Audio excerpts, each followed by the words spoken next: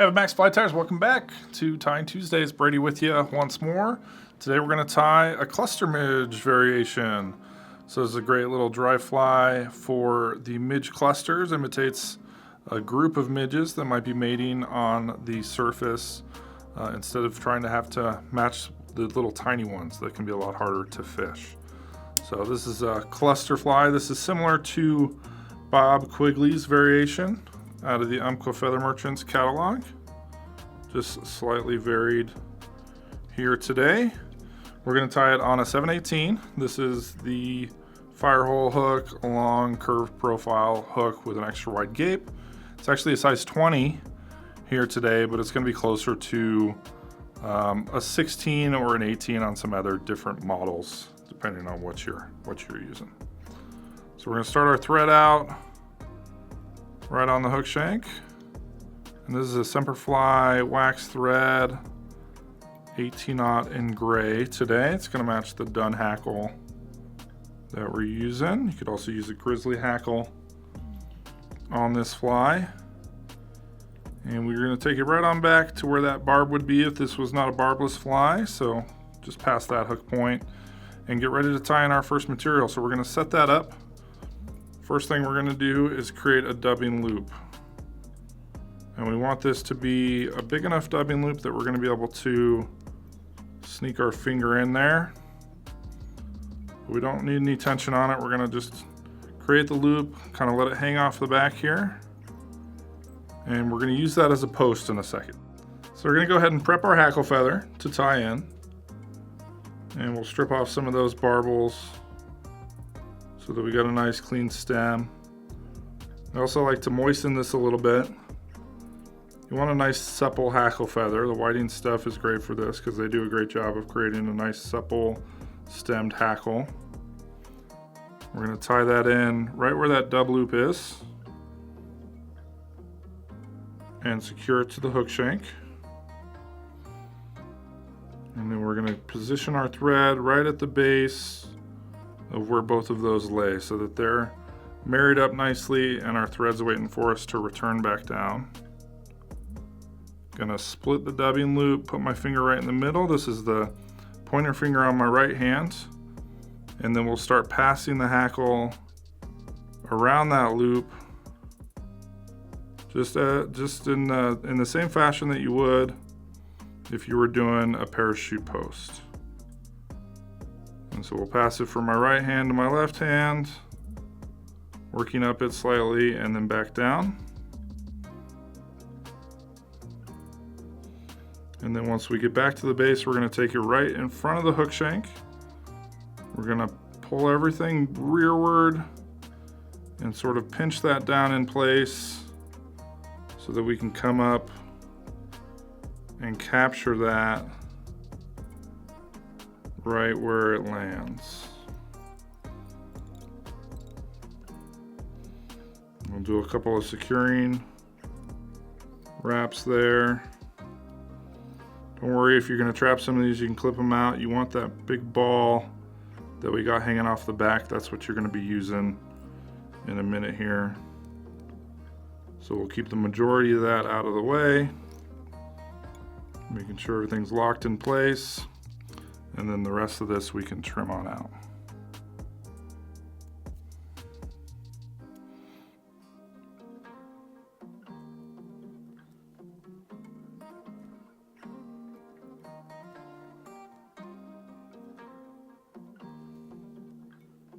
And that gets us ready for our next material, our body material, which is going to be some strong Peacock.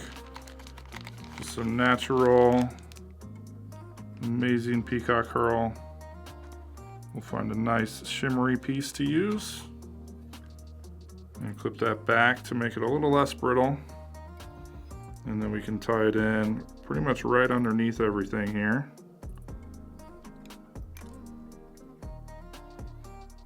Move everything out of the way, walk back over all that thread wrap,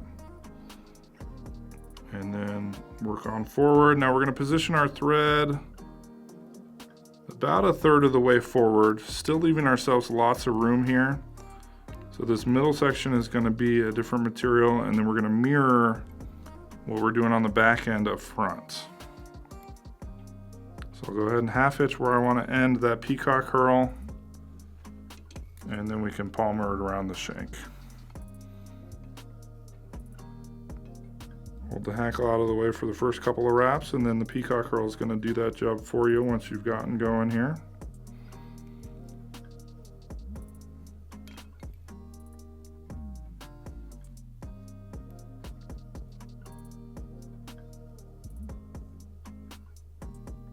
And just touching wraps forward to where we want to capture that.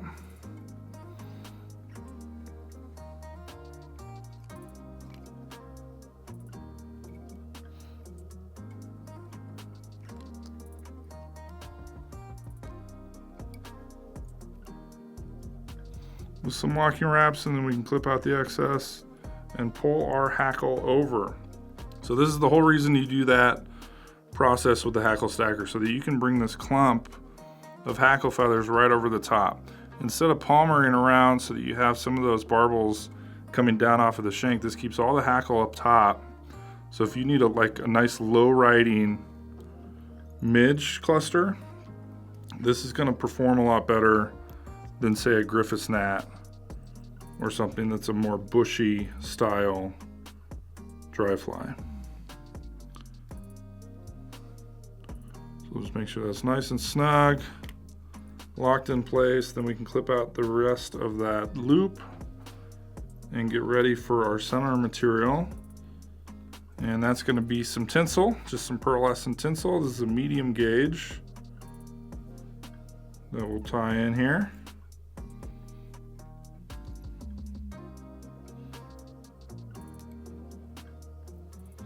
And again, pull everything back out of the way. Secure all the way right to where that peacock is and forward. And then I always like to just even this out slightly because we're going to lay that tinsel flat right on top of it. But a pretty small midsection overall. You got to leave yourself a lot of room up front to do another loop with the hackle and the peacock. So we'll wrap this 4 or 5 times forward.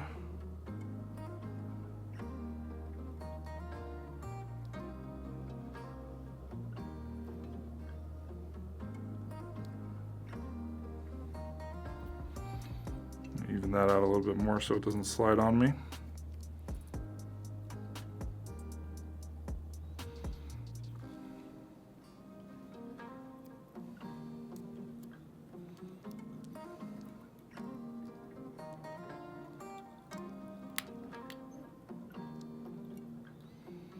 And then we're going to be ready for our second dubbing loop.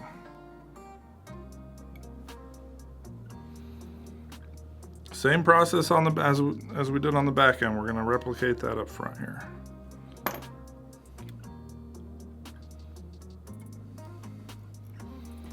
So using my dubbing loop tool, make a decent sized loop, and then add our hackle on. This fly is a wonderful year-round fly because midges are always prevalent.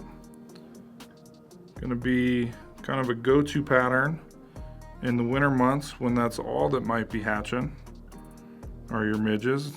Mayflies are gone. There's no snow flies through December, January, February. Focus on these style flies and you might still be able to get some rising fish in those colder months. Move that stem out of the way. And then wrap our hackle one more time.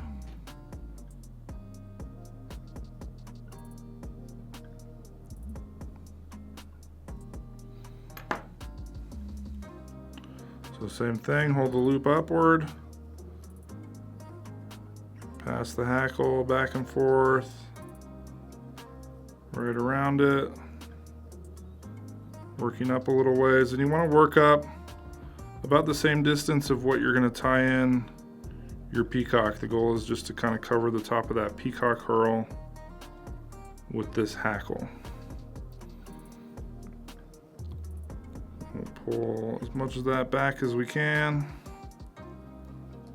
Come up and capture it.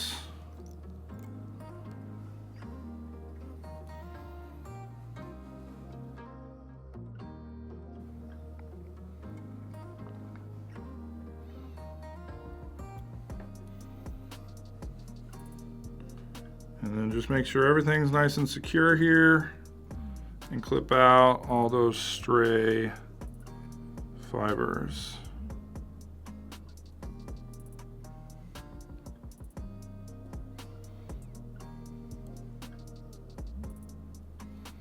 Like so.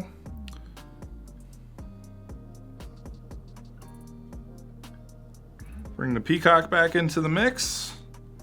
And there is one more material that is tied in on the Quigley's version. He does a little bit of Antron through the middle. This fly has a lot going on as it is, and so I omit that, but you could definitely add it if you feel like you needed more of sort of a wing attribute to it too. Maybe some more visibility. That's a good addition if you want to add that in.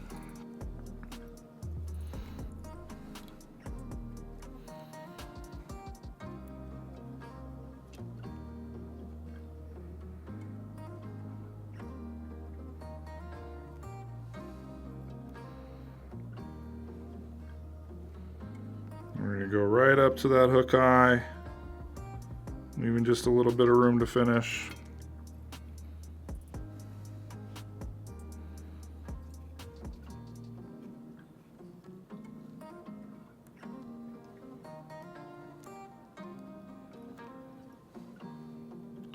And the final step to pull over that hackle. Brush it all rearward, bring that thread forward, and capture it behind the eye. You can always snug it up once you got a couple of wraps under there, and make sure that that's not going to come loose before you go on in and clip it out.